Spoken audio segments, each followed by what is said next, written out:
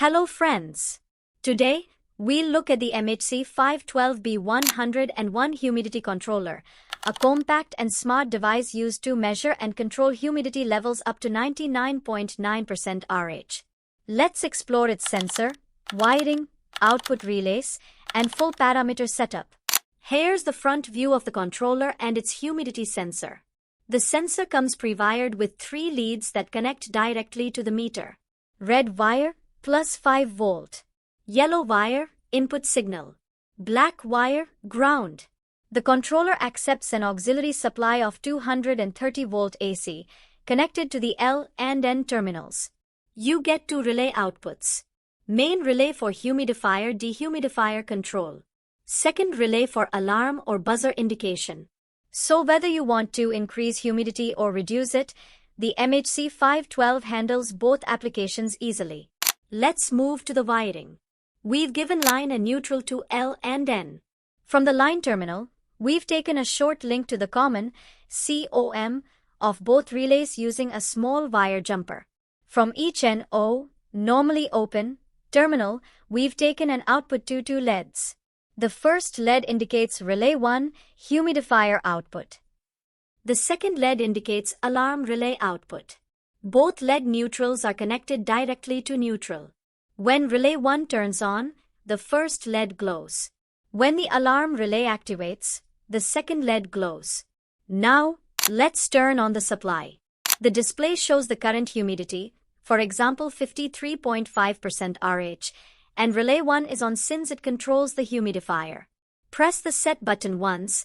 The default set point is 70% RH. Use the up and down keys to adjust your required humidity value. And press Enter to save.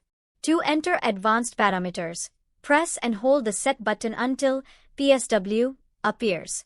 Press Set again, then enter password 39. The first option is Mode.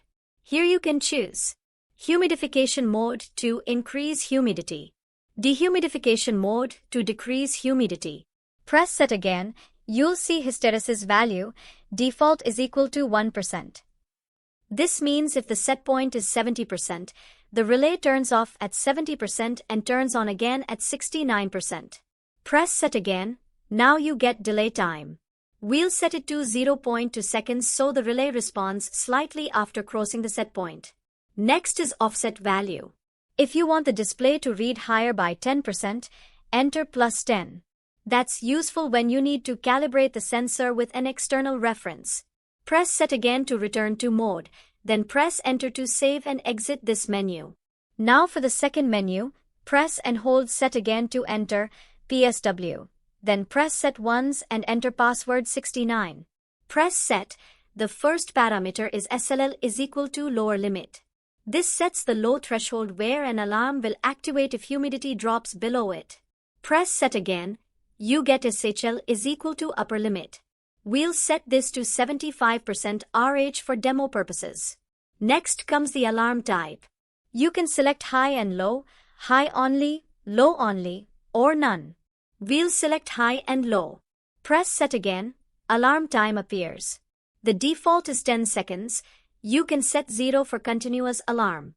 Then comes alarm enable. Yes, no. We'll keep it yes. Next is keypad lock. Yes, no.